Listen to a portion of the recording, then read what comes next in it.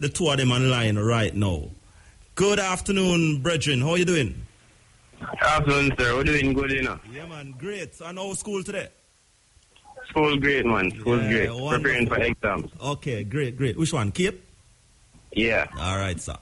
Yeah, man. So, JC, robotics team. How long has JC been participating in robotics competitions? Well, Jamaica College has been competing in First Tech Challenge for the past 7 years, and in fact, we're the only school from the Caribbean to be a part of this competition. All right, explain what robotics is all about. Well, this is Carlos Pauline. Robotics is just the programming and the engineering for robots. Yeah. And so, all right. So the competition base is like, so each year they give us a game, and we have to build the robot to fit the criteria of the game. All right. Elaborate on, what type of criteria we're talking about. All right. So in this year's challenge, the robot is simulating a rescue. So it's a mountain rescue where someone is stranded on a high building or mountain and they need rescue. So what we have to do now is we have to build and program a robot that is able to climb a steep slope as well as to pick up objects and score them in some goals that are various heights along the mountain. And the further up you go and you score, the more points you accumulate. There's also an autonomous period where the robot has to drive by itself and carry out tasks. So during our autonomous period, we use sensors to allow the robot to maneuver itself to the beacon repair zone, which is a zone where you have to score some climbers, which represent the persons who were saving. So we have to score them in a shelter.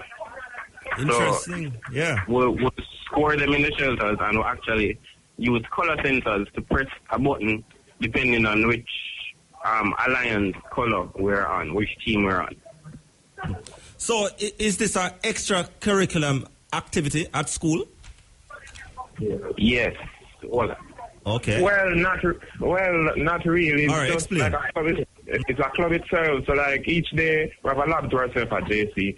Like each day we're up here and we build the robot, and we just stay up here, program robot, test it, build it. So we're up here from like 7 in the morning to like 8 in the evening, depending on how. Robotics is not just about building robots. We have other departments such as marketing, where we have to raise funds. So it's kind of like an organization to itself at JC. So building a robot is what? You start from scratch or what? Explain that. Yes, we have to start from scratch. And when you say scratch, meaning scratch, as in scratch? Hello, this is Marcelo Berry, one of the junior engineers and a member of the team that is currently participating abroad. So the robot, actually, when we're starting out, we actually start out by planning. So we sit as a team where all the engineering department personnel sit at a table and we discuss the plan for the new design. Yes, we do start from scratch. We start from basic screws and drawings in order to build up the whole robot. Okay. So, in terms of the incentives of being a member of a club like robotics, so what do you get out of it?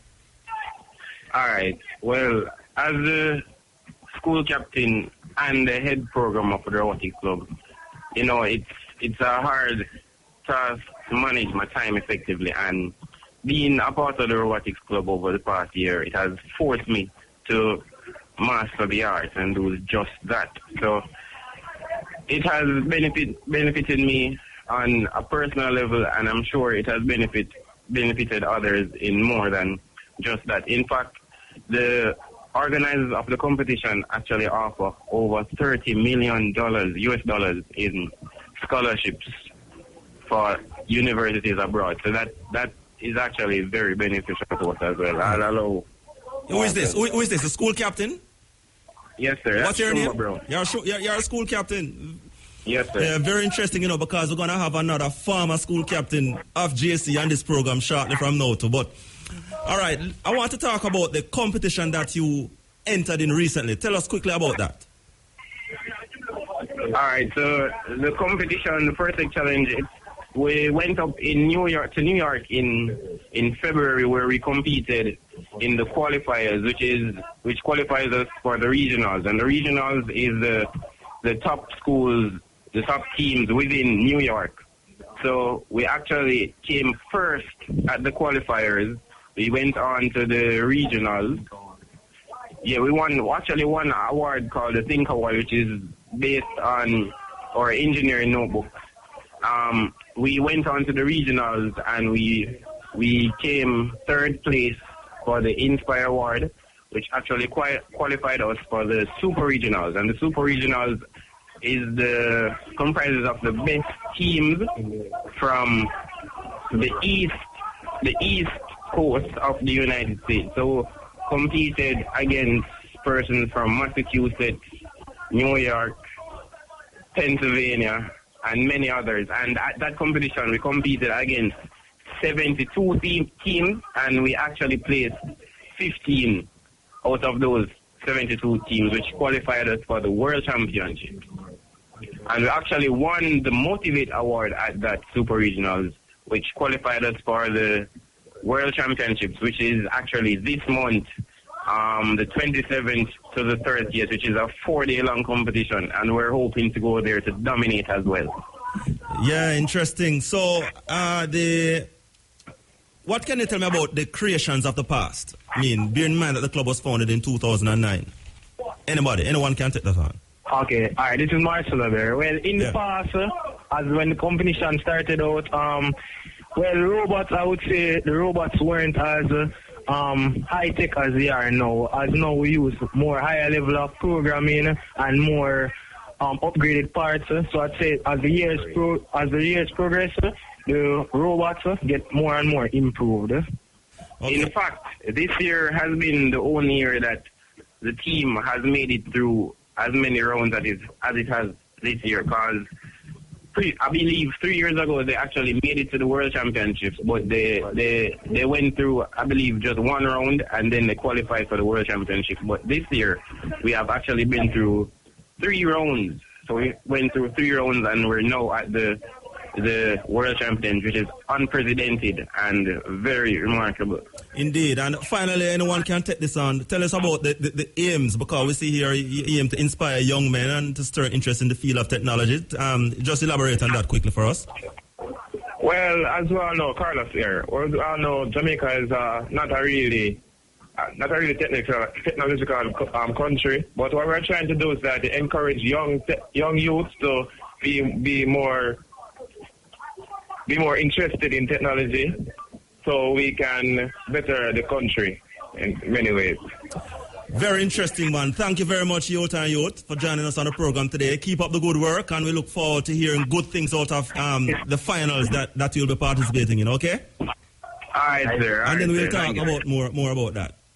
Yes, sir, definitely. All right. Take care. All right, that was some youth there from JC, the JC Robotics team, comprising members Shumba Brown, who is the current head boy of the school, and Carlos Spaulding, the head programmer. He's also the vice president of the JC Robotics team.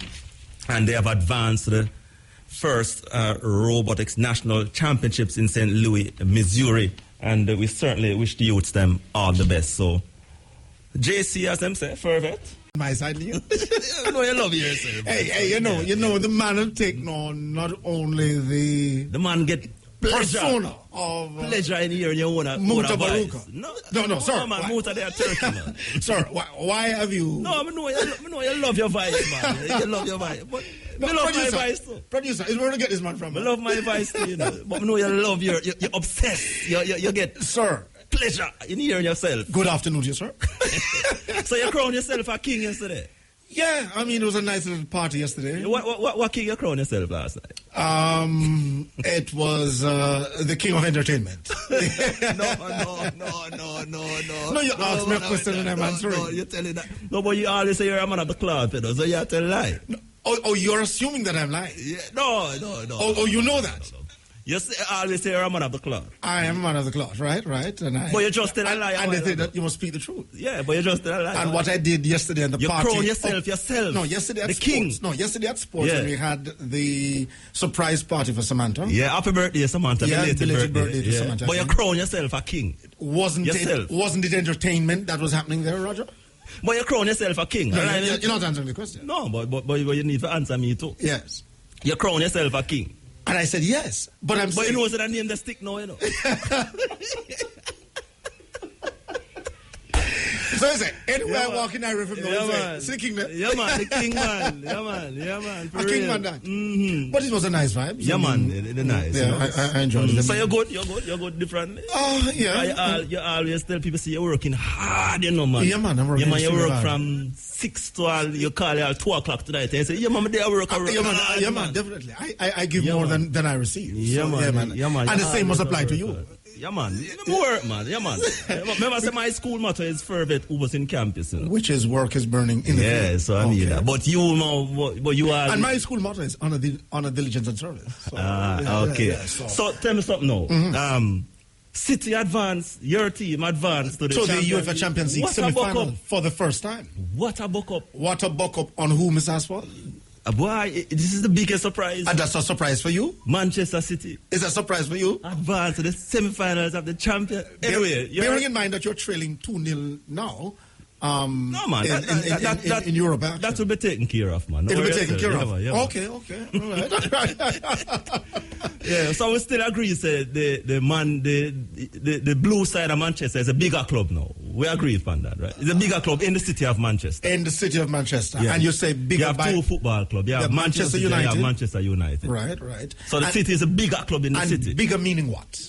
Bigger in everything. No, that is vague. That is ambiguous. So United is bigger than City then? No, and I'm not saying that either. I'm just saying would need clarity if you say bigger. What a way Atletico kick out Barcelona team. Barcelona, the great Barcelona. I tell you. And you could see frustration on Barcelona as the game wore on. 60 minutes they're on, 65 minutes, 70 minutes. I mean, you know, you saw them really losing it, tempers and all. Yeah. But it is good for football. Barcelona, mind you, don't know. I've been going through a rough patch. Well, in the last couple of weeks. Because they have been cleaning up everything. I think they lost the last 2 games in Spain. And so now, at least it is showing, just like I saw years ago when Reggie Miller was scoring a lot of 3-pointers for the Indiana Pacers. And in one game, Reggie Miller struggled. I think he scored like 3 of 12 from behind the arc. And the headline that it was human after all. So just like Barcelona. Yeah, man. Real. Yes, man. And basketball, Kobe bought last night, the Black Mamba. Yeah. You saw the game? 60 points. No, you saw the game? Part of it. Believe me, Roger. Yeah. The players played for Kobe last night. Yeah, but every time they were on offense, they gave Kobe. When's the last time Kobe scored 60 points? I give them the 60 points, man. No, Roger. No, sir. No, man, Roger. When's the last time Kobe Bryant scored 60 points in a game? Years ago, I can't remember. Okay. No, but Roger, to be honest. Last game. No, but to be honest, Roger, if you saw the game, the Jazz weren't letting up. They weren't letting up at all. Some of the 3-pointers he scored in the second half. That third and fourth quarter was under pressure with the defense right up in his face. And he started the game flat because after 5 shots, it was scoreless. And it was coming gradually. Right. When he got to 40 points, I was saying, hey, that's it. All right, we don't need to talk basketball, because it won't done enough. Yeah, that's true. So, but remember, you crown yourself the king. You did crown yourself the king. Well, all right, not a problem. Of entertainment. Man, the king of eating, man. All right. That was your 3 o'clock special pot draw. Congratulations to all of today's winners. Tune in later at 5 o'clock for another chance to win in top draw. Dollars, pick 2, pick 3, pick 4, and the cash pot draws. Yeah, man, I'm going to read it just done up a while ago, And I'm going to say, hey, people stay so. When a man buy a cash pot, when he buy the wrong number and when the number play, man say, gee whiz, what's that number they have, man? All the while, like me telling him, all the while, the man say, what's that, me have the number there, man, and that number there, me have, I don't know how me change it all the while. That happened in a cash pot. Anyway, it's fun. So this is the Steppin Razor on IRE FM. And of course, Roger Haspel here holding the fort for Muta. And we have a very special interview, a very special guest on the program right now. And we will introduce him right now. He is a former Prime Minister of Jamaica and a man who has held many titles from his teenage years, come right up to where he is now. And we'll be having him in the capacity as the former head boy of Jamaica College to discuss a very special event that happened 50 years ago. Good afternoon, Mr. Former Prime Minister Golden. Hi, good afternoon. How are you? I'm great, sir. Good to have you on the program. Good to be here. Yeah, man. And, you know, when we told people that Mr. Golden will be on the program, you know, a lot of people think it's a regular thing we're going to talk about, but not so today. You know, yes, man, indeed, I tell you. And earlier, you know, we had a former Jamaica. Well, we had the current JC old boy, you know, on the program. He was speaking about the team's robotics exploits in the United States. Of course, they are. Oh yes. That's a tremendous achievement. Yes, yeah, man. So we're here, and very significantly, we're going to talk about the year 1966, when you were head boy of Jamaica College, and there was a visit of Emperor Haile Selassie. Yes. And you were the head boy, and he visited JC actually when you were the head boy. And yes, that's correct. Yeah, and one of the first questions I want to ask you, what can you tell me about the preparations the school population in general was making upon learning that the Emperor Haile Selassie would be making an official stop at JC? Well, we didn't learn about it until pretty late. As a matter of fact, it has been documented. I think Rupert Lewis had a book where he said that the visit was kept a secret. That's not my recollection. My recollection is that JC was not, a visit to JC was not on the original program. But it was decided, and I think some must have been after the Emperor arrived. He arrived in Jamaica on the Thursday, the 21st of April, 1966. And sometime after that it was decided that on his way to the University of the West Indies, where he was to receive an honorary degree, he would make a brief stop at Jamaica College. So it may have been, I think it was the morning that we were told. I was head boy at the time. I was told, I was instructed what my role would be. And the visit itself didn't last very long. It may have been no more than 10 or 15 minutes. He arrived with a motorcade and, of course, heavy police security and so on. And he alighted from his vehicle, and he was presented to, or rather, the headmaster was presented to him, and the headmaster in turn presented the senior staff as well as myself as head boy. And then he was escorted to a section that has traditionally been known as holy ground, where boys are not allowed to go. And there he planted a tree. And then he returned to the area right in front of, JC old boys would know what I'm talking about, in front of the ficus tree. Yeah, man, as a JC old boy myself, I know what you're talking about. Yes, where we had all gathered. And I have been instructed by the headmaster before that I was to raise 3 cheers for the emperor, which I did. And he saluted, entered his vehicle, and proceeded from there to the University of the West Indies. But it was a really electrifying moment, because at that time, the Emperor, Haile Selassie, there was so much mystique about him. We had come to get an understanding of him through the Rasta movement. They are the ones who brought him sort of frontally in our psyche. Yes. And it was a tremendous experience to see that personality arrive at JC.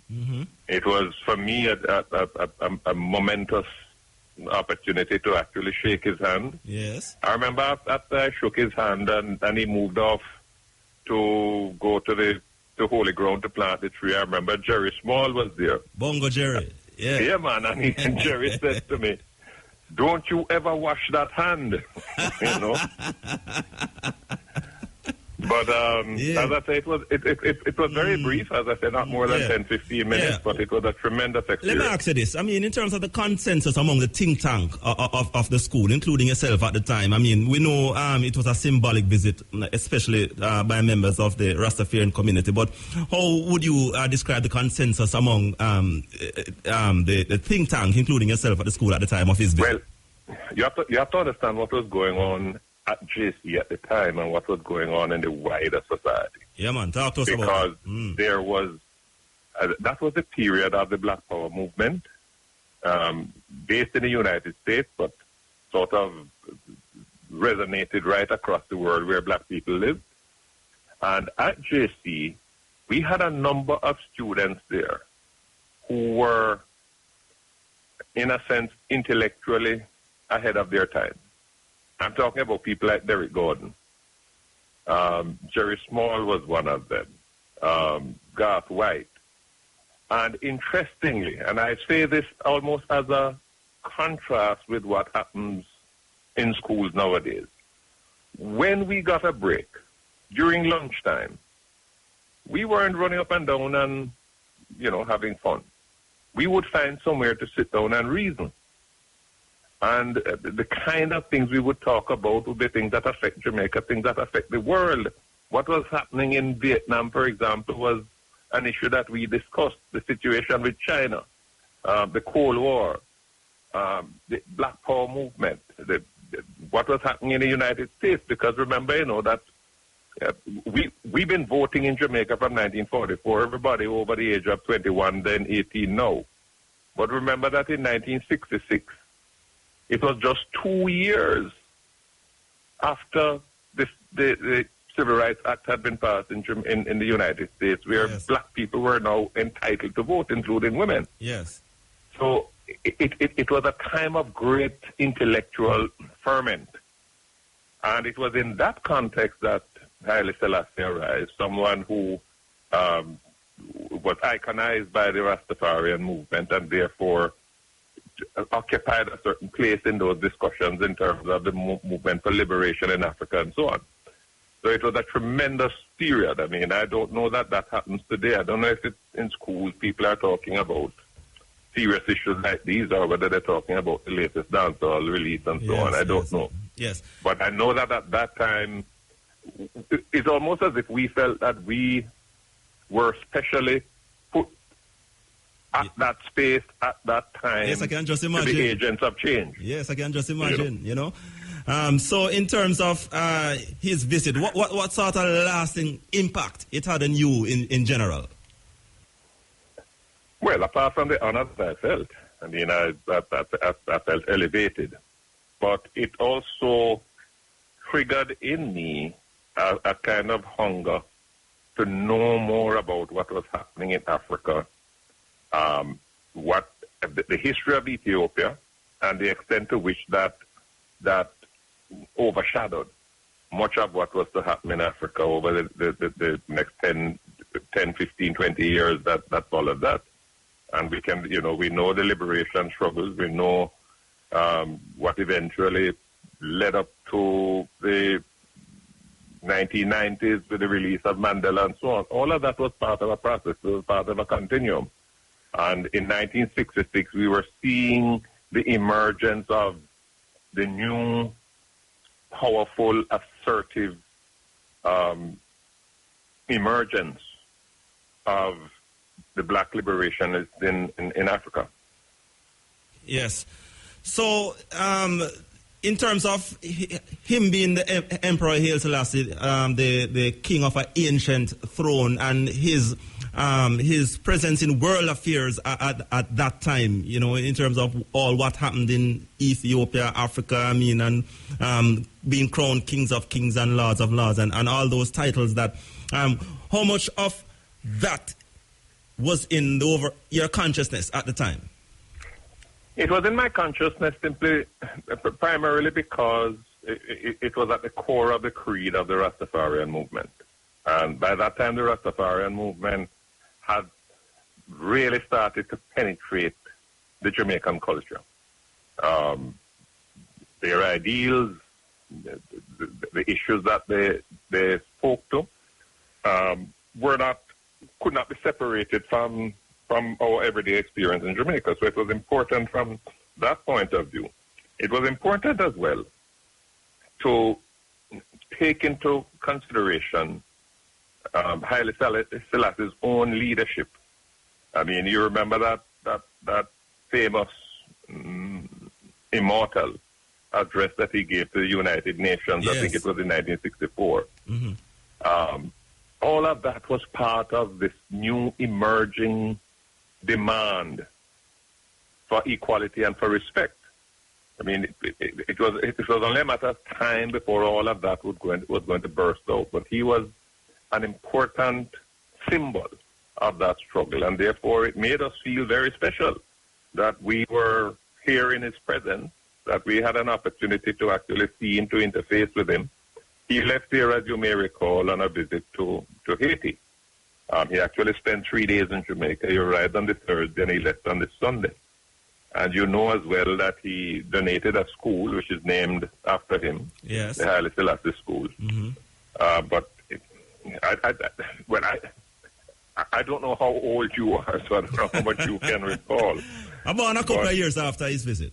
After his visit, yeah. Because on the Saturday, interestingly, he went on a train ride to Montego Bay. Yes. And it was on his way to the railway station that he went and laid a stone for the Haile Selassie School. Yes, which is nearby. And he went on a train ride, had some stops along the way.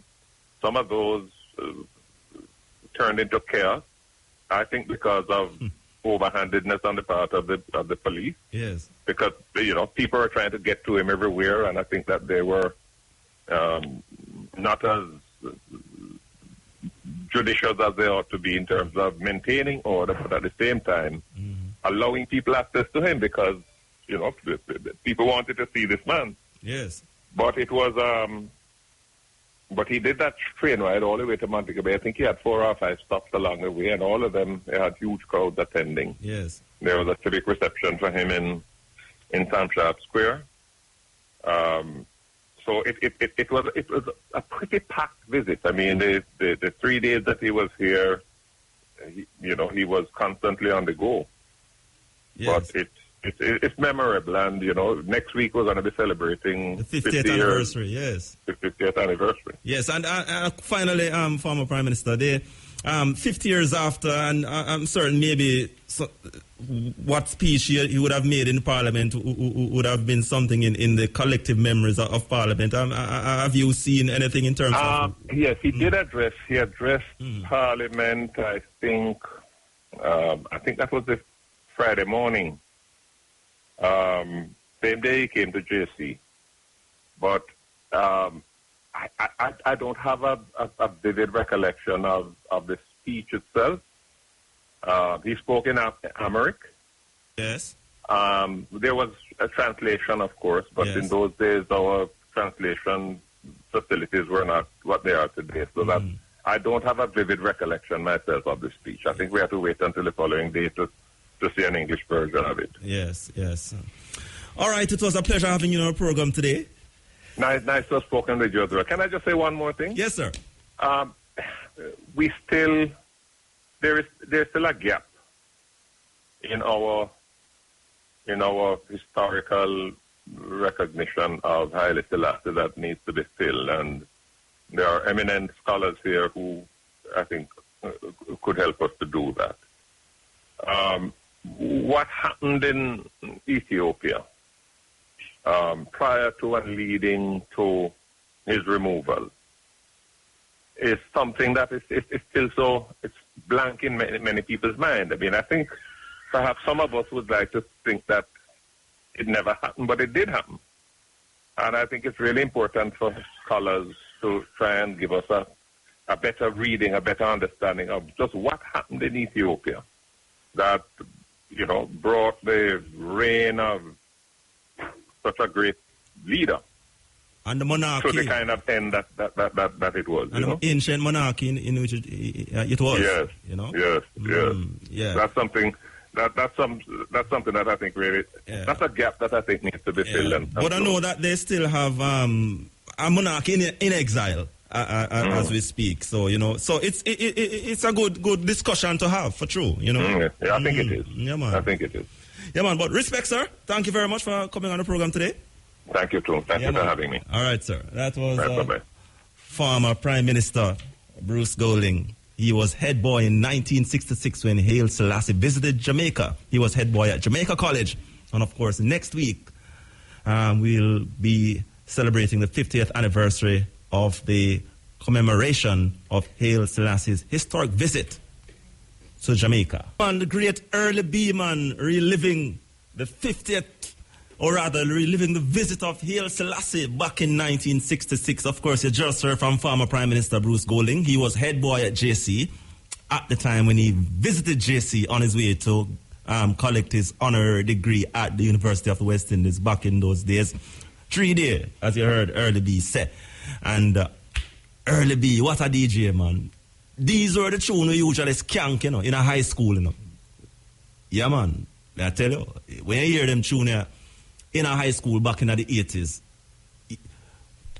At GSC, you see, we usually have some youth who bring in the latest cassette them, because them days it was cassette and a man having big tape, and when man having break because man still have to do him school work, I tell you, we don't get to break and them something there. And we are listen dance. And we are listen Early Beep and Kilimanjaro chant them tune here. I tell you, man, it was something else. But anyway, former Jamaica West Indies pacer Franklin Rose, well, them deport him from New Zealand, This is a situation, boy, may I tell you. Now, the immigration confirmed that the Rose, who played 19 test matches, was deported from New Zealand. His legal representative said a last-minute request was sent to suspend the deportation pending consideration of his humanitarian circumstances. She said him suffered depression, which he claimed was made worse by being detained in Mount Eden prison for 5 weeks. Rose, who played 27 one-day internationals, lived in New Zealand since 2011 when he was granted a work visa to coach at Auckland University. His visa expired in 2012. He worked as a volunteer cricket coach at Auckland School before being given a deportation order in 2012, in 14 actually. So, them deport him from New Zealand, and that's why we always have to listen to Mutabaruka peace sign. Let's hear it.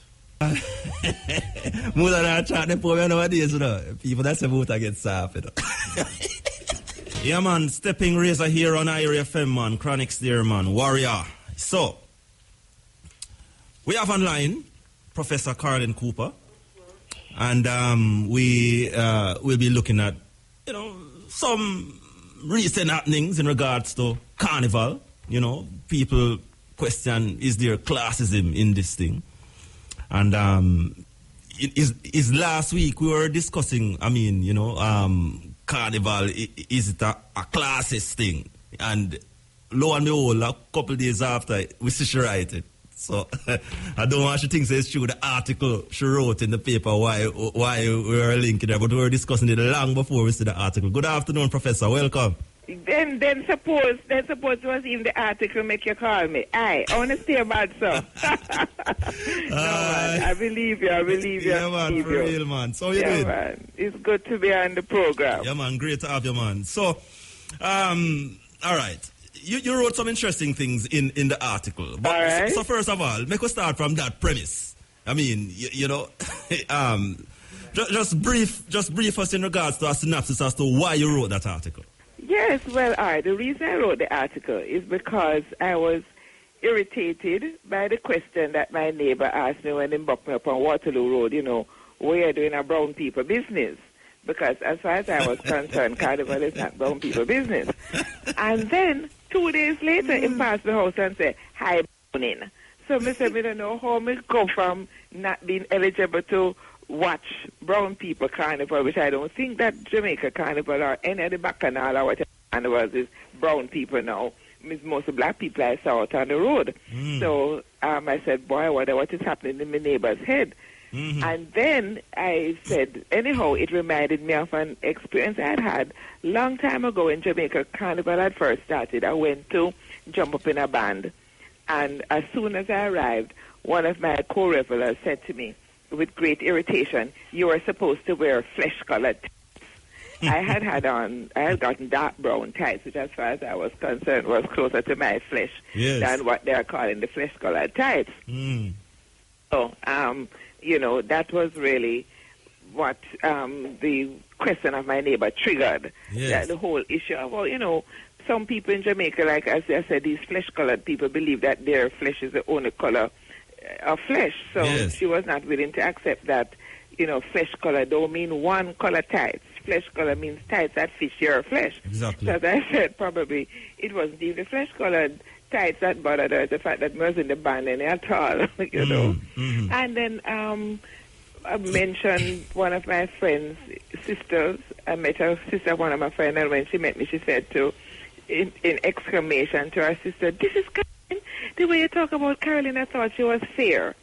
Just the assumptions that her brown sister couldn't be such good friends with a black person. It's just ridiculous, So anyhow, I got some even more interesting responses to the column. One of my friends from Trinidad, who is Indian, read the column. I said, boy, this is the thing with the internet. You write something and it's just gone out over the whole world.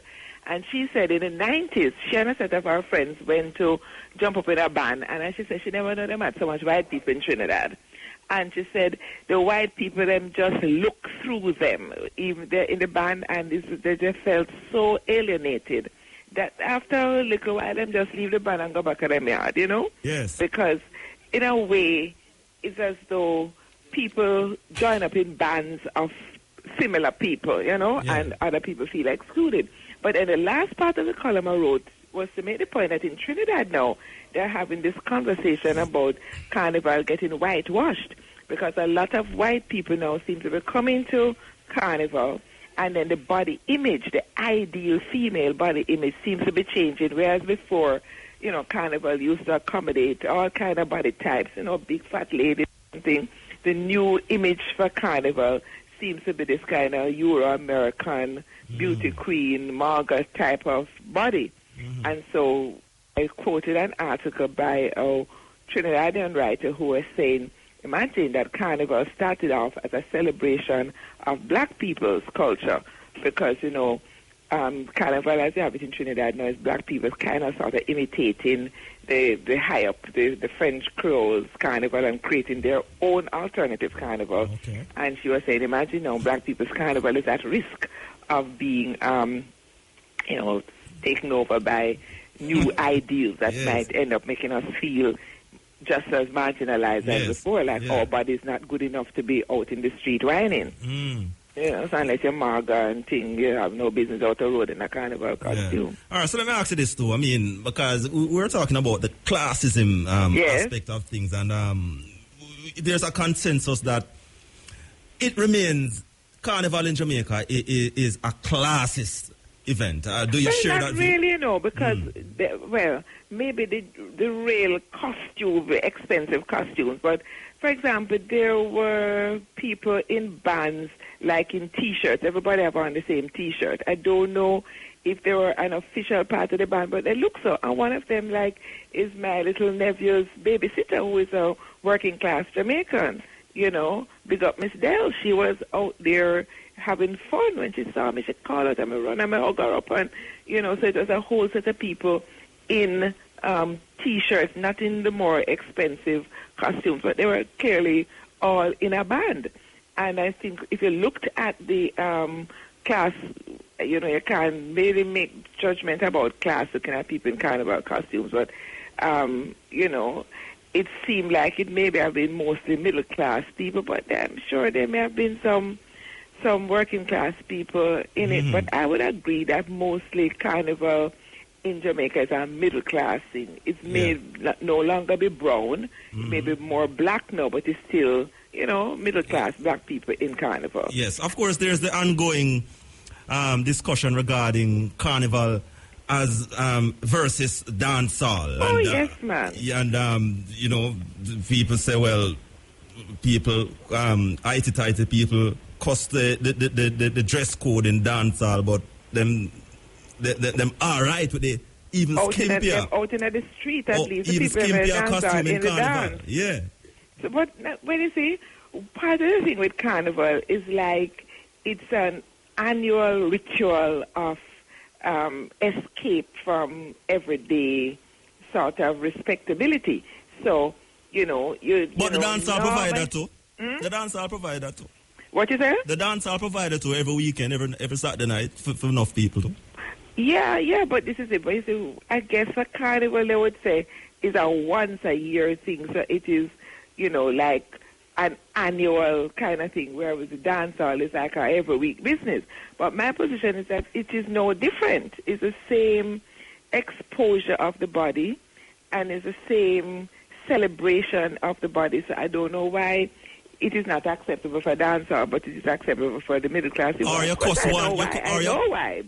No, hold on. Are you cuss one and tolerant with the other? No, but I agree. This is what I'm saying, that I understand why middle class people condemn dancehall, but they have no problems condemning their own behavior, because as far as they're concerned, whatever they do is acceptable, and they just turn down their nose at other people. But as far as I am concerned, it's the same thing. Mm-hmm. It's the same celebration of the body. It's the same half-nakedness. It's the same, you know, getting on bad, as the Trinidad say. Yeah, so you say, yeah, middle class, but it's still class. Huh? You said middle class, but it's still class. Class? Yeah. It's class Yeah. distinctions that the middle class will look Yeah. down on the working class, even when they are doing the same thing. Let me tell you, one of the carnivals, that same carnival, when we went to, I think it was Police Officers Club where the thing ended. And when we were going in, I ended up in conversation with a woman outside. And she said, I think she said that she was a helper. And she said she did, I don't know, helper, we're not supposed to really say helper anymore, domestic worker. And she said she didn't know you had to pay to go in to that event. And then she said, well, she know why them charge, because them don't want nobody see them a get on bad, a carry on bad, you know? So she recognized that the cost, the entry fee, was really a strategy of exclusion. You know, when they talk about poor people not sensible and them not can do not class analysis, the woman had the thing right down set. Mm-hmm. She knew why. The money now created a barrier that could protect them, that give them the privacy to behave even worse than they were behaving on the street, so that nobody who was not in that class could see them. Mm. And the woman said she understood exactly what was going on. Mm. So she was just sorry. She never had the money to go in, but she read it up right. Mm.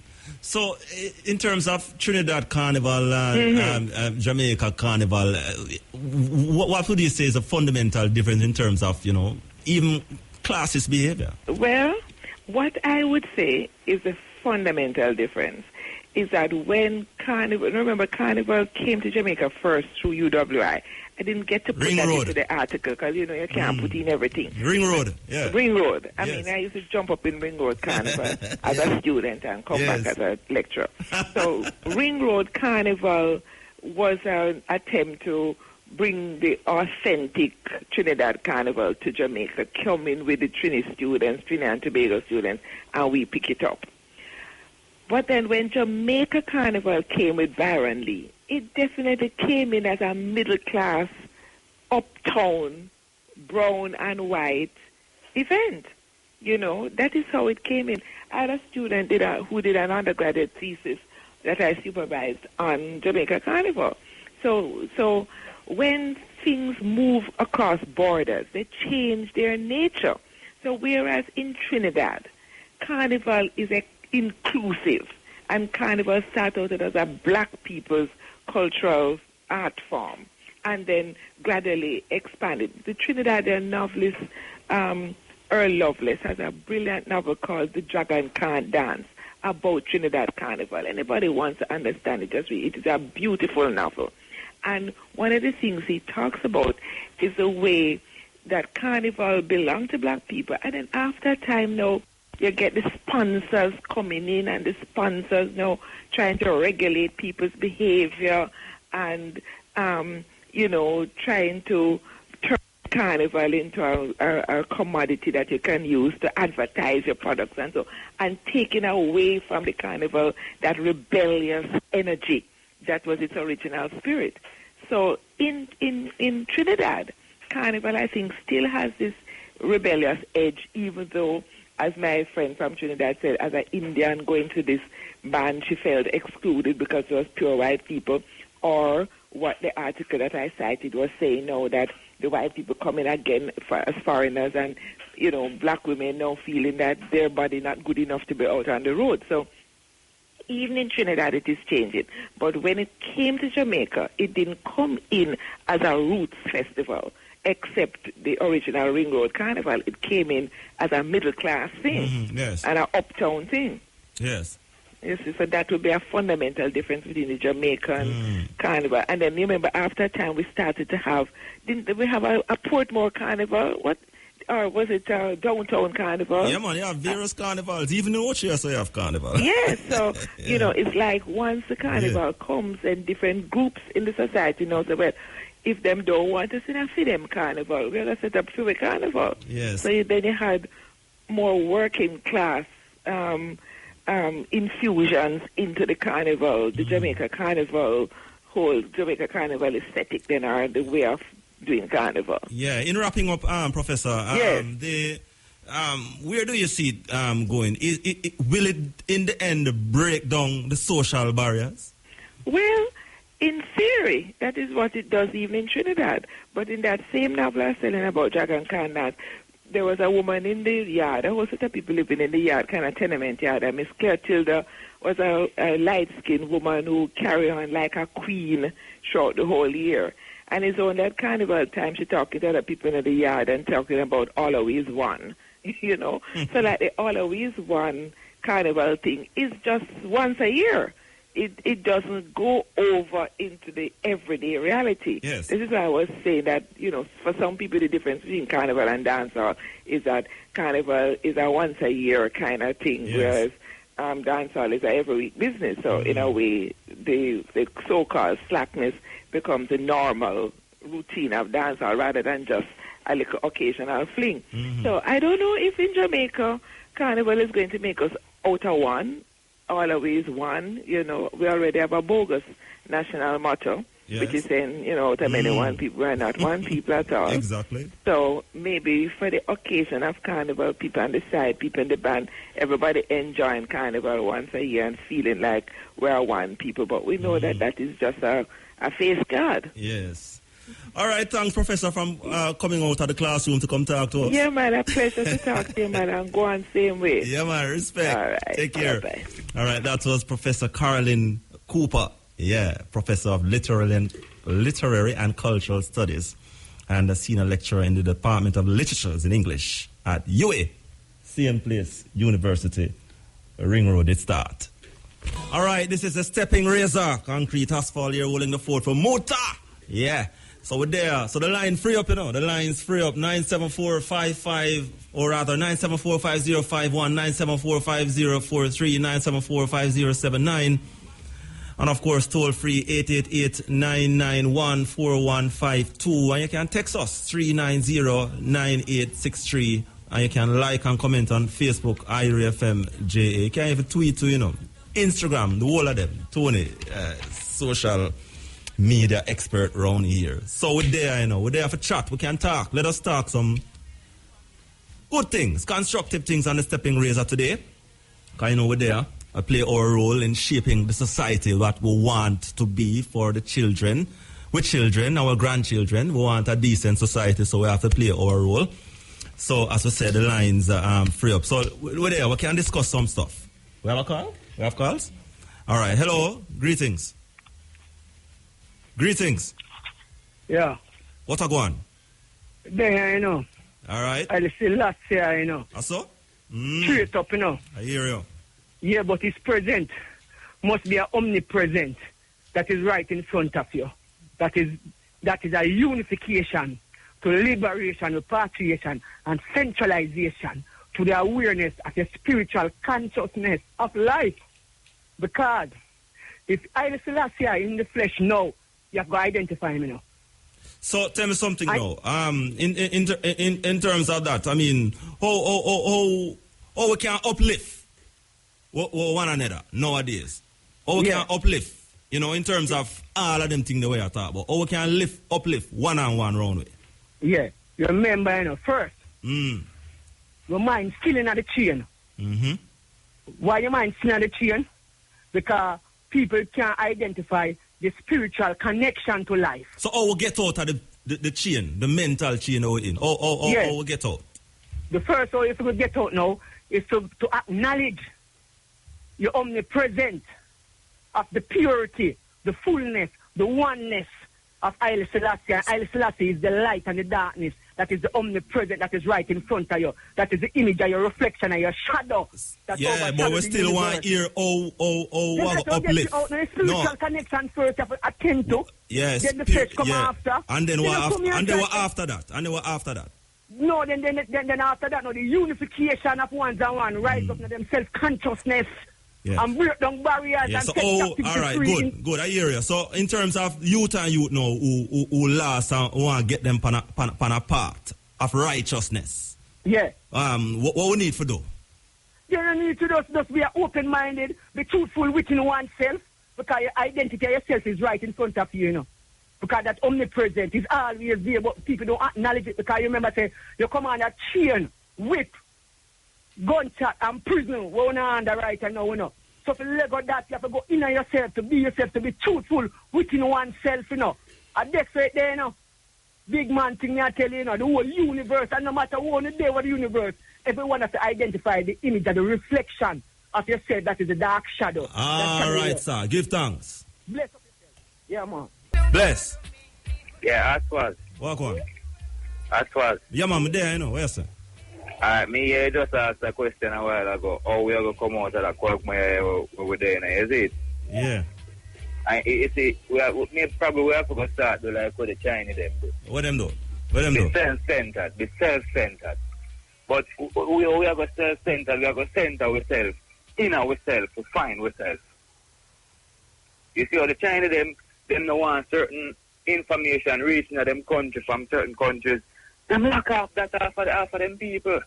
So more time you have to block certain information from the people. We are bombard the people in order to get the people to interested in a for them own thing. Yeah. You understand? Yeah, man. Probably we have to go start do like the Chinese them, man. Even though we know we don't subconsciously have the resources like China, because subconsciously it's only subconscious, so we don't have the resources, because the resources are there for everything happens to the Africans. Remember, so the Chinese race, them never got through where we got through as people, So they had a continuous development from ancient times until now, unlike we already get this started. So in terms of the resources, we understand where I come from. But yeah, self-centeredness. We need more of that for sure. We need to start lock off certain of them information where we get the people in a one-way type of thing. Yeah, we import too much negative culture from other societies into our society. Yeah, man. Too much of that something there, man. Too much of that blue, red and white something there, man. Too much of it. Yeah, that too. But negative culture from other countries is having a negative impact on our youths. That is what I'm saying. So, you could find the things them now where we bombard the youth them where I tell you more about ourselves. Instead of we are get the negative from every other else place. But we not get the positive where two people are going with now, and the positive where them are going with to move the people forward. And you know what the earthliest thing? Positive influences and cultures exist in these other societies, but we're not adapting that. We're adapting the negative ones them. So we need now. This might seem far fetched, but we need to start. Probably we have to go start seeing some of them nuclear weapon there and some not the, but when we say nuclear weapon, it's not weapon with to fight people like them set up them thing with to fight other people and control. What you mean? What you mean? Because is that the first thing come to mind, man? Nuclear. but you see, nuclear is not just say kill people, you know. Yeah, that's what I come back to what I say. We need to adapt the positives out of certain situations. Because and you know the nuclear is what run the major countries in the world. Natural energy, yeah. Natural energy and nuclear energy. So we need to start get the African leaders asleep. That's basically what is happening in Africa. All right, this Jamaican society, them have a 2030 Jamaica, a 2030 vision. Yeah. We are here about 2030 vision now, a good while. Yeah. But 2030 is just 14 years away from now, you know. The society we want, where, you know, peace, love, you can grow up with children for prosper, for be prosperous and stuff. Yeah. What you think? What is your thinking in regards of 14 years from now with a 2030 vision and all what is happening? You think that is a realistic? No, it's not. Well. Is the police here to protect and serve? Well, that is the motto, I think. Yeah. No, the police is here to protect and serve. Who is the police here to protect and serve? Well, that is the motto, you know, so we don't know. Well, who are they here to protect and serve? Who are they protecting? Who are they serving? What do you think? Well, if you look at how the police work, you will know exactly what is happening. But you have good police out there still, you know. Huh? You have good police out there still. Listen up. You see, the police initially come round here, you know, to quell the rebellion, you know. Yeah, true. That's what they are still doing. That is what they are still doing. Look how far they want to separate the people today from the actual people where what they them come them their own way and we love them up, and you see how far they are separated when decisions are being made where to govern us. You see how far them separate the people from the person from the people who is making all these decisions. So your view then, as we wrap up, is that the 2030 thing, we're not on track? No. As a matter of fact, they are on track. Who? The people them will have the money invested in the country, but the people who is actually on the ground, which is me, the small man. Me and you? We're not on track yet. All right, sir. Give thanks. But we need to get on track, so bless up. Bless up yourself. Bless. Greetings. Yeah, give thanks for bringing in Mr. Gordon to recall, according to his word, that memorable visit of His Imperial Majesty, you know? Yeah, man. What a enlightening piece, man.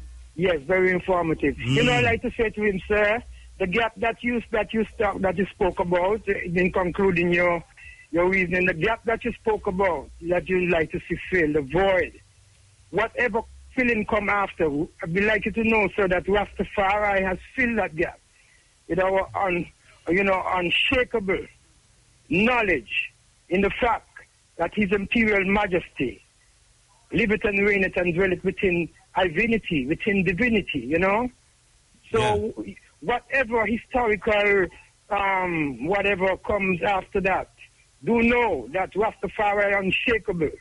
You know, we tenaciously embrace that knowledge that Him is the Almighty. He dwelleth within divinity, liveth and reigneth, cannot die. Yeah, from the spiritual side, you know, but from the monarchy side, you know, we know that there is a exile monarchy, in exile monarchy as we speak, and we know the Rastafarian movement has been in the consciousness of the people, reminding people of this ancient monarchy and its role in even the modern world nowadays. So there's a spiritual gap, and there are other gaps too. And I think it's this how Mr. Golden talk about. We know about the spiritual gap, you know, and the spiritual consciousness. No, there's no heretical gap, man. And even the monarch, even his grandson will tell you. You know, his family will tell you. Him live it and reign it, you know. There's no end to his reign. To the monarchy, you know? yeah. Even his so that's why we have it in exile still, because we know there was something. With us, yeah, we know there was something that happened in Ethiopia for true. Of course, and we can't escape that. We're not denying what happened. So, but because him is who him is. So what is happening in exile and now in the consciousness of I and man is what is critical now.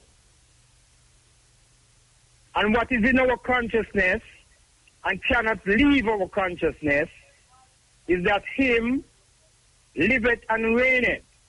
And he is the author. He have all the authoritative vibration over black supremacy. Yeah, so man. We know say victory is certain, you know? Yeah, so from the spiritual side, we understand the gap there. But give thanks though. Yeah? Blessed love. Blessed. Respect. Yeah, man. Yes, sir, Roger. But there, you know, what you were saying? All right. Pertaining back to last night's program, see? Yeah. So I listen to the professor give the lecture and all this. Yeah, and reparatory justice. Yeah, leading up to that nice lady we call. You know, when we really look in the level and we say the self-hatred, the spiritual slavery, the mental slavery, physical slavery, the economical depression where we're under and can't see ourselves. You know, what I say, Christianity is one of the worst things we ever have to black people, you know. What make you say so? I think it... What make you say so? Why because so? it's the Christian practitioners that brought us into slavery. And it's the Christian indoctrination of our minds that kept us into slavery up to this day. In all kind of form. You know, so that is a fact though? Yeah. I mean if it's a fact. You understand? I wouldn't say Christian, you know, talk about an individual who are trying to live righteous, you know. I talk about the institutionalization of this doctrine. As I was saying last night, you know, what the extreme terrorists nowadays who under the Islam and Muslim banner, they were Christian extremists back in the days where they do the same thing where the extremists them do now. You mentioned that. Because you mentioned that that same lady, they would like to sound like she don't want to make excuse and say, well, so-called Christian used to do those things. But if people who organize and institutionalize that Christianity thing, them did do all them beheading and burning at the stake and all these things, you know. Yeah, man, Joan of Arc and all them things there. Yes, come man. down, you know? So it's the same thing. It's the same thing what happen now where usually happen under the Christian banner. And we can't escape that. We're not supporting no violence, but we see them guys, them extreme Islam man there. It's a thing where them learn from these same Christians who used to persecute them, you know. Yeah. And them from, you know. Yeah, man. You understand? Yeah, your line's on a waist. We as Africans, we as Africans, we did a tribe with the I long thousands of years before no Christianity come about. You understand what I'm saying? Yeah. Our history was distorted, interrupted, annihilated. Yes, man. And we have suffered the effects just up to this day. In how we even relate to one another. In our economic condition. Because as we are saying, you know, them said democracy. As the professor, the goodly professor was saying, the democracy was coined and democracy and capitalism. And it was kind, yeah, it was kind with black people not in the frame. So that's why we say, even to this day, the term democracy and capitalism, wherever black people exist in these societies, are two things, one of two things. It's either they are at the bottom of the pile or they are the most divided. Yeah, because of the indoctrination of this religion here. And I would empower the people them for put on the Bible for a minute. Go read the philosophy and opinions of Marcus Garvey, the art of war, the underdevelopment of Africa by the Europeans. Books like those, you know what I'm saying? Yeah, man, true. And put on the Bible for a minute. Well, you know, people would have said, because His Majesty is the rallying point for all, especially for Rasta people and who believe in it. So it's a rallying point still. But we understand where I say still. We need to read the philosophies and opinions of Marcus Garvey. We need every black man to have that book there. You know? Yeah, but if you tell you something. Europe underdeveloped Africa. Race first. A lot of Rasta hold on to the Bible because them can't see it in themselves to justify the divinity of Haile Selassie without this Jesus thing. You see what I say? And I don't need the Jesus story to know the divinity of Haile Selassie. You see what I say? Because we know say that was a made up story. As a matter of fact, they stole that story from Africa and put themselves into it. You understand? And then, while we there build empires and dynasties in Africa, them did lock down under ice in Europe and live in a cave. And up to just there, these people who think the earth was square and the sun around the earth, how comes them now control our spirituality when I and I did a trad with the I from long time? So may I say? Give thanks. Bless. Yeah, man, respect. Yes, sir. What I'm saying now, you see, is that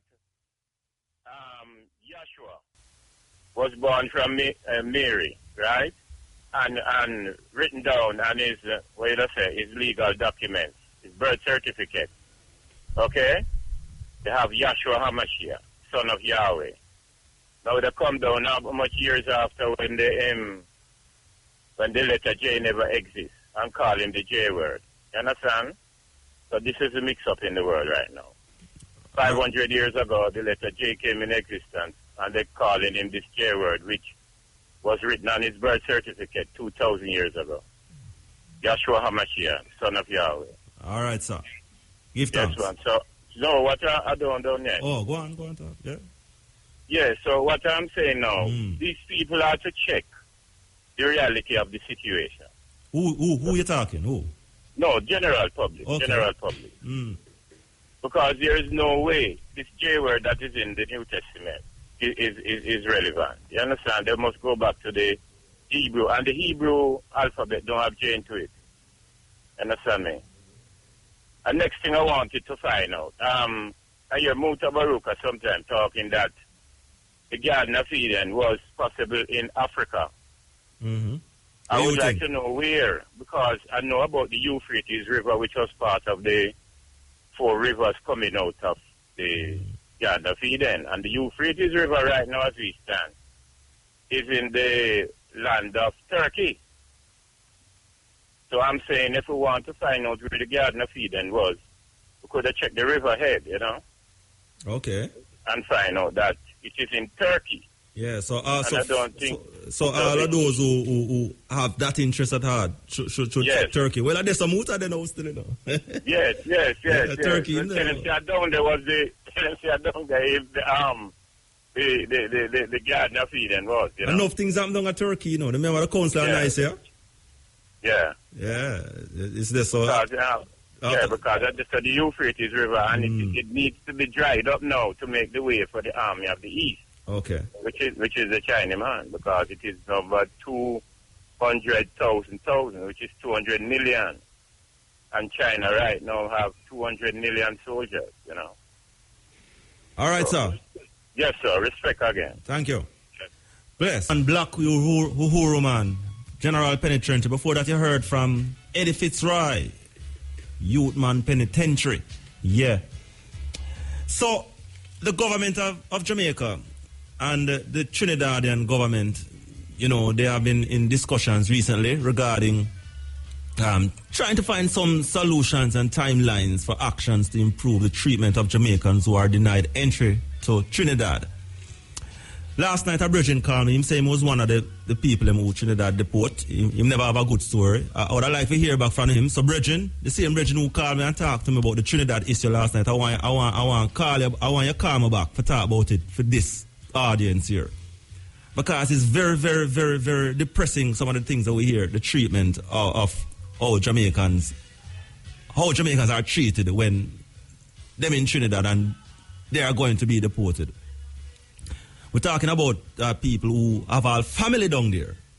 So, it's a thing. But we hear the foreign minister saying that,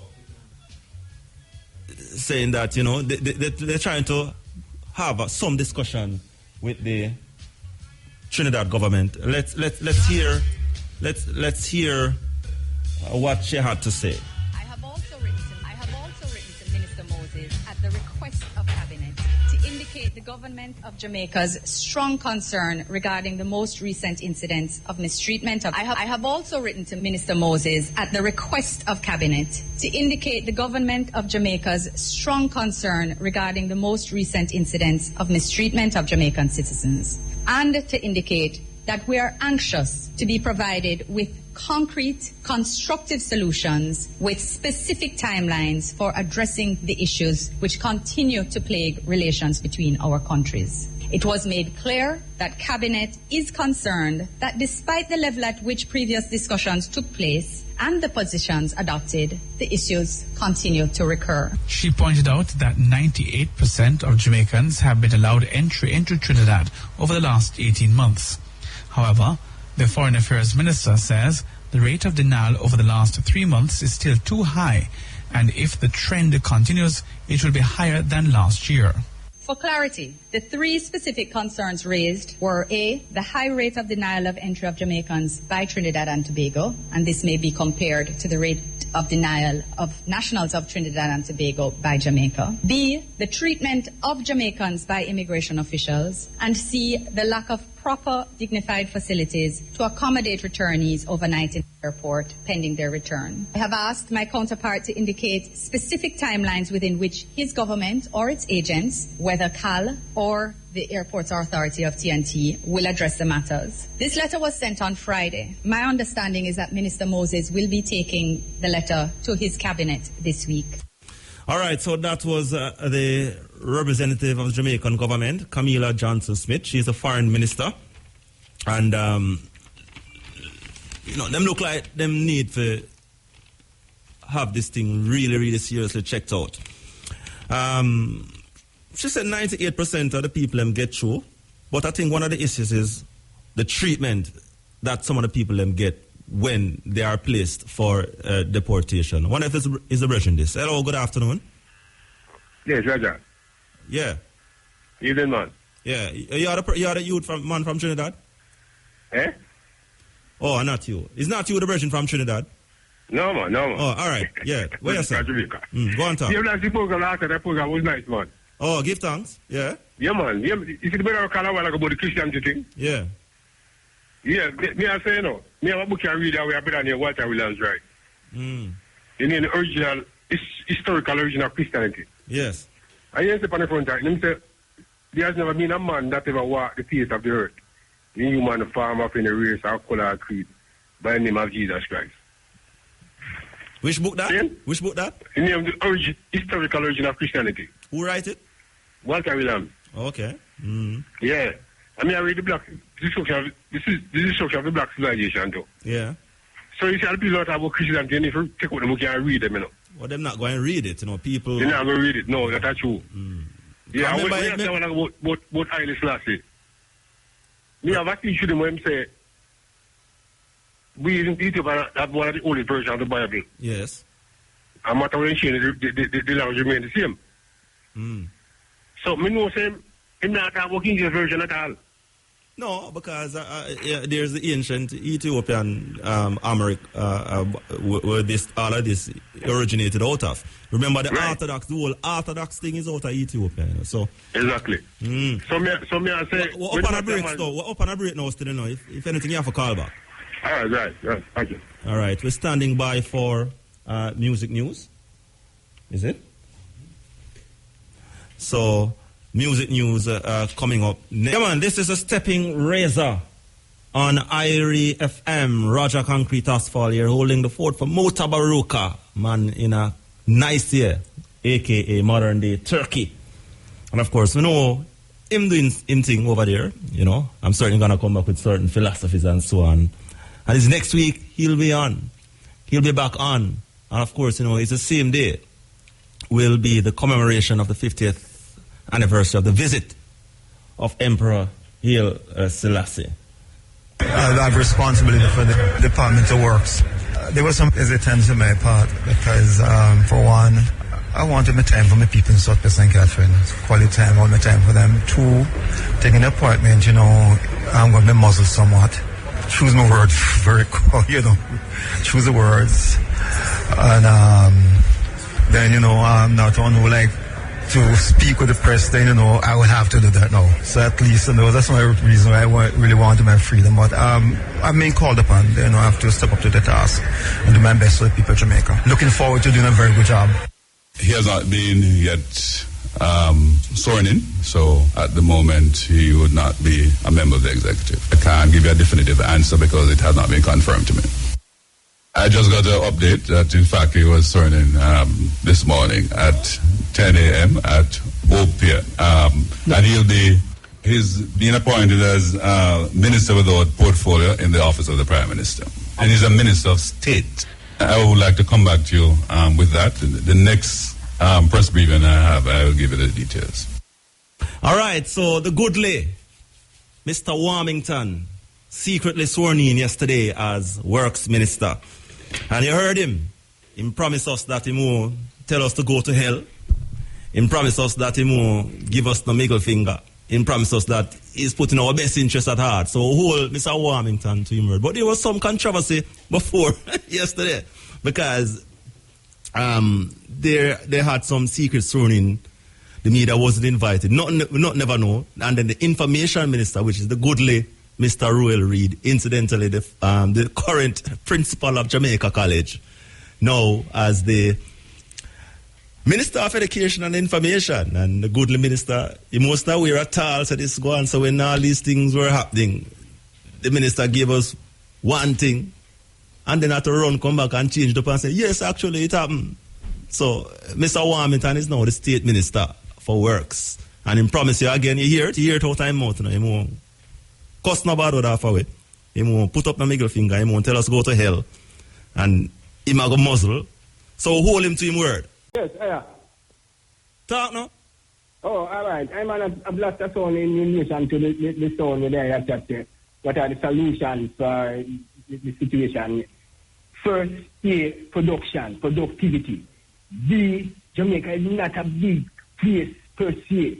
The government them to see they go into the communities, look for the artists, the footballer, the chef, the architect, the biologist, take out each youth to have potential towards certain of those trends and things. So you say create the conditions so that people with all of them skills can come in and express themselves. Of course, you have to go into the communities to say, all right, we want all of the artists, all the potential artists, go over this.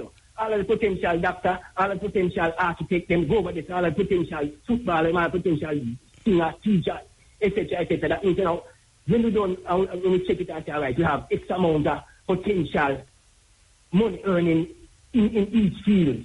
We look for the best, we take out the best first and foremost, let them shine and glisten, get them up to standard to go on the world stage, to go and as ambassadors here, bring in certain capital, come back to the community, circulate it, make it one new vibe and producing and say there yours.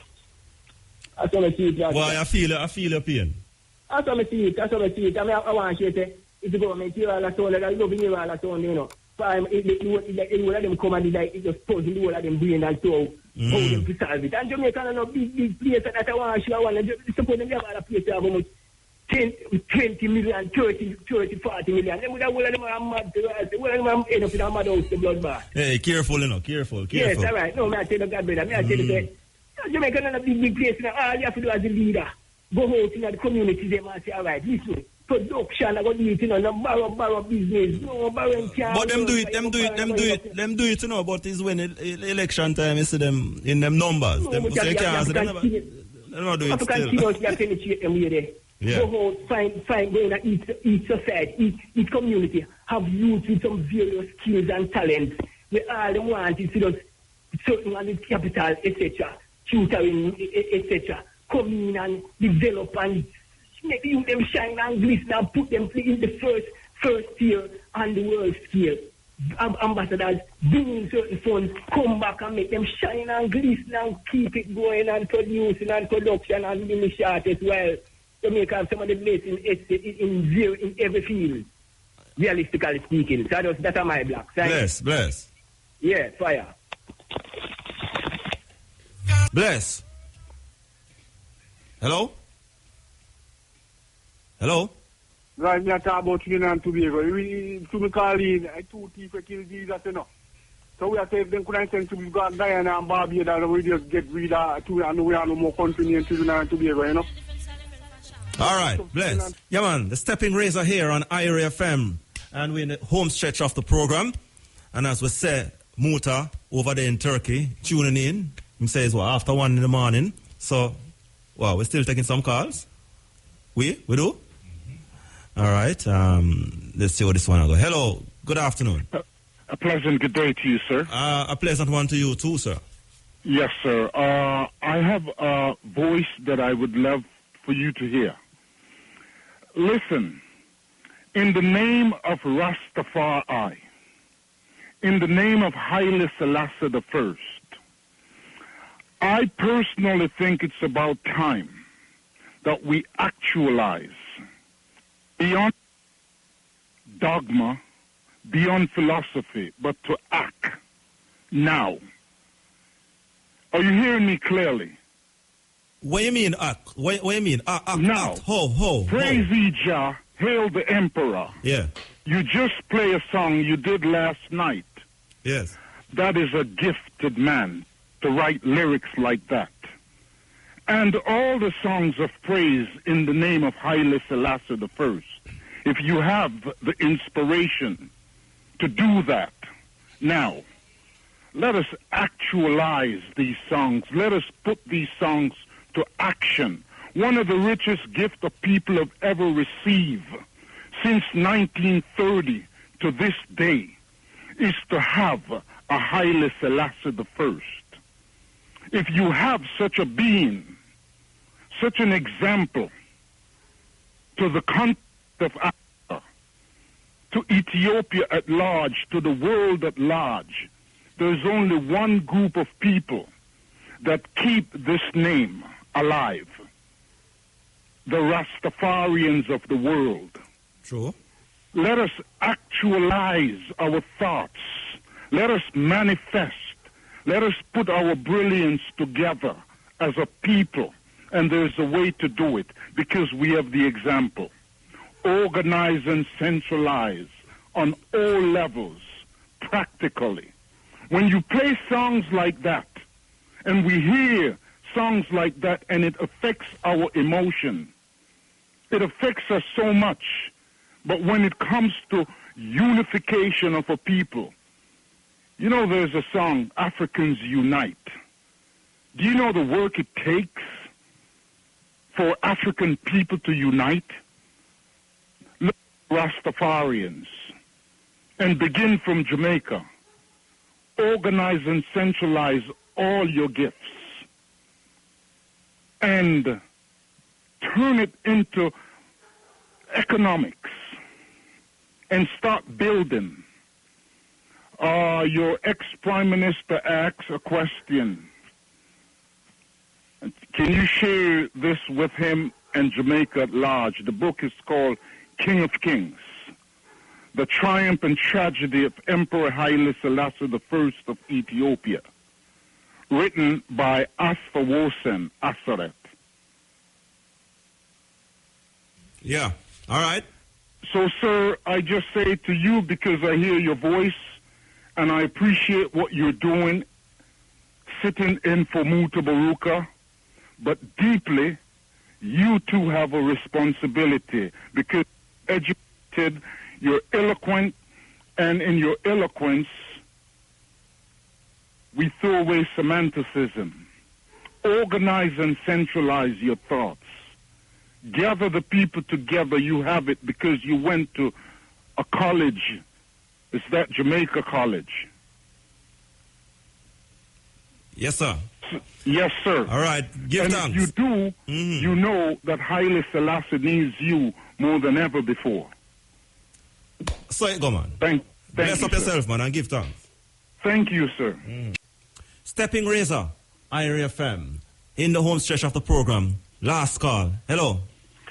Yes, greetings, Raja. Greetings, Mandingo. Where is it? Yeah, man. I just want to remember us all that today makes 2 years since 276 Nigerian schoolgirls were kidnapped in Chibok in Nigeria by the terrorist Muslim organization Boko Haram.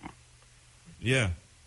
Today, the 14th makes 2 years since, you know, and only 57 escaped, so 219 are still missing, have still remain kidnapped and so on, and we just want to keep the pressure on for the return of those schoolgirls in Chibok, and also that the government of Jamaica should also make efforts and make announcements where these tragedies are concerned, just like they make it about people, mostly Europeans in Paris and in Brussels in Europe. And what happened also in Kenya? And what happened also in Kenya?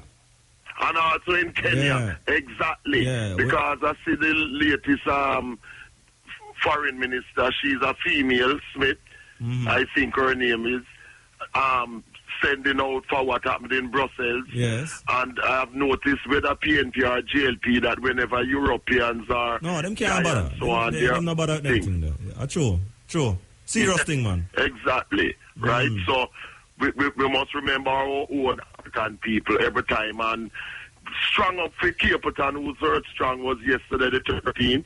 And Sizzla Kalanje, whose zone will be 17th, Sunday the 17th. And Chakademos is the 16th, Earth Strong, every time. And Jawise, Cardell Campbell's brother, playing a skipper-tone sound system, his Earth Strong was on Tuesday the 12th. So, Raja, just keep on doing the good work. And wherever we are as African people, we just got to do what we have to do to progress our improvement in all areas of life, because it is not where we are as Africans, but it's what we do as Africans. Yeah, man. Marcus Messiah Garvey, every time, Africa for the Africans, those at home and abroad, and emancipate yourself from mental slavery. Keep on doing the good work, Brother Raja. Bless up yourself, Mandingo.